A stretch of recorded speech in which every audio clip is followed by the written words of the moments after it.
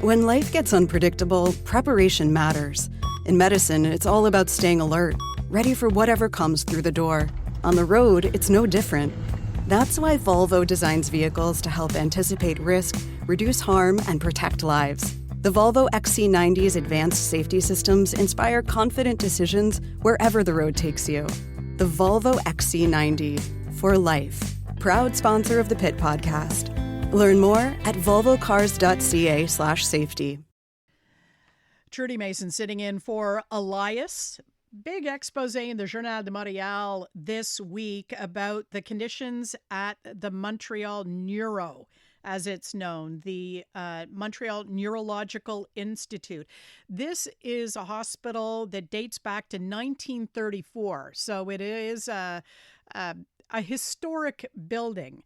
And its condition, well, it's in very rough shape these days.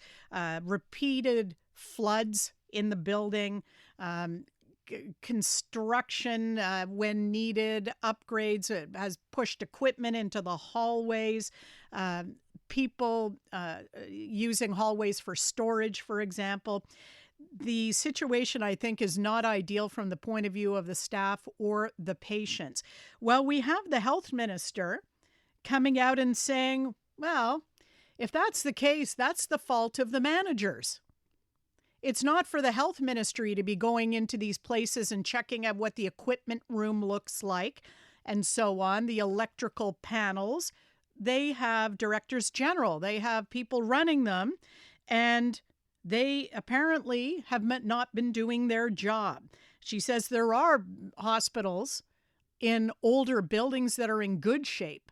So if there are problems in others, it's the fault of the local managers. I am pleased to welcome to CJAD 800 because I'm very interested in her reaction to the minister's take on this. The CEO of the McGill University Health Center, to which the Neuro belongs, that network, Dr. Lucie Opatrny. Thanks for joining us on the Elias Macko Show. Good morning. It looks as though the health minister is simply flipping this right back into your lap. What is your reaction, doctor? Oh, I don't really see that. That was not my impression at all when you hear her speak and clarify her statements a bit more. There are huge needs across not only in the healthcare system, but also in the educational system about upgrading infrastructures and buildings. And so she clarified that in terms of just a need that hasn't been addressed over years. That is not just in the past 10 years, but longer than that.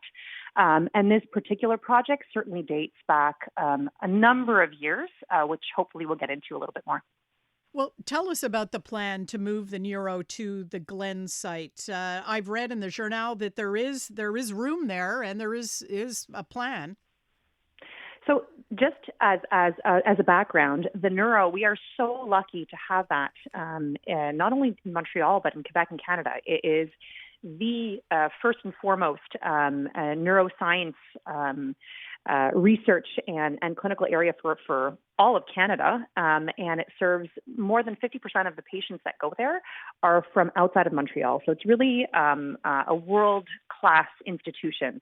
But the physical area and the physical area needs, well, more than love. It needs to be moved.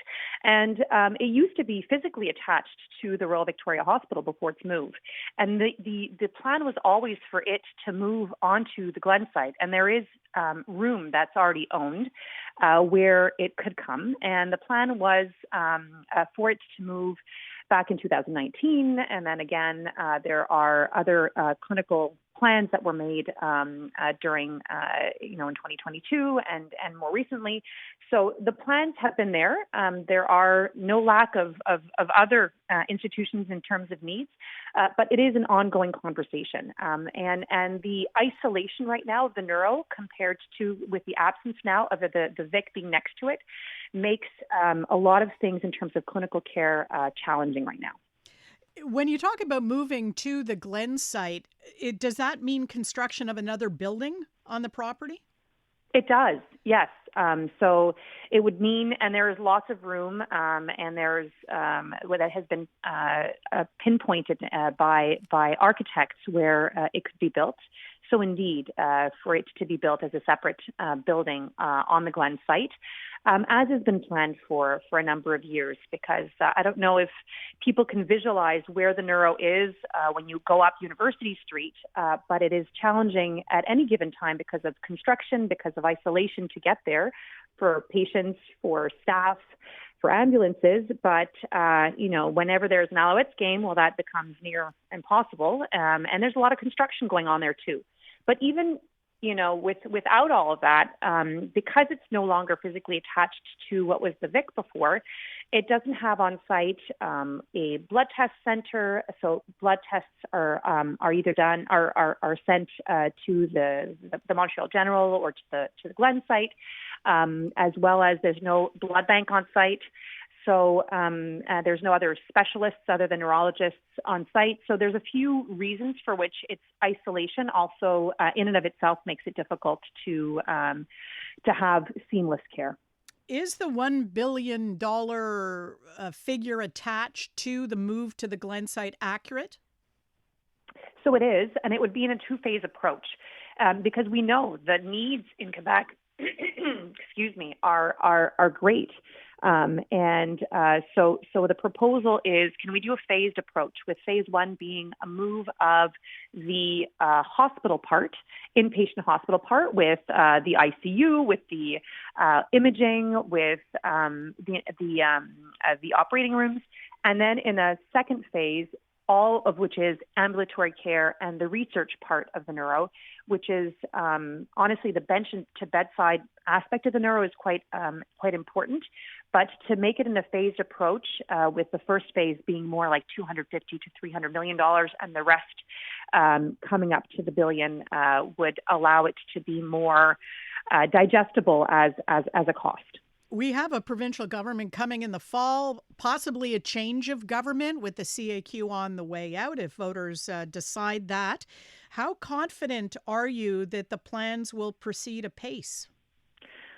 Honestly, this is a project for all of Quebecers, and I think regardless of which political party is in power, this is an incredible gem for Quebec. So for me, the project really is independent of who's in power, and there's also, the federal government also announced a recognition of need to contribute to infrastructure. So could, for example, the neuro be partially funded by provincial funds and partially funded by federal funds? When it's put on the PQE is something that also could be looked at. Well, I have to admit, Dr. Opatrny, you're a lot more forgiving of the health minister for her comments about local management being responsible for the dilapidated condition of the neuro. But if you're optimistic about the future, about the move, I guess I'll take that and be optimistic along with you. I'm glad to hear that. I am definitely very optimistic. All right, Dr. Lucie Opatrny, thanks very much for your time. Thank you. CEO of the McGill University Health Centre, talking about the neuro up on the mountain, the Montreal Neurological Institute, and its hope and plan to move to the Glen site.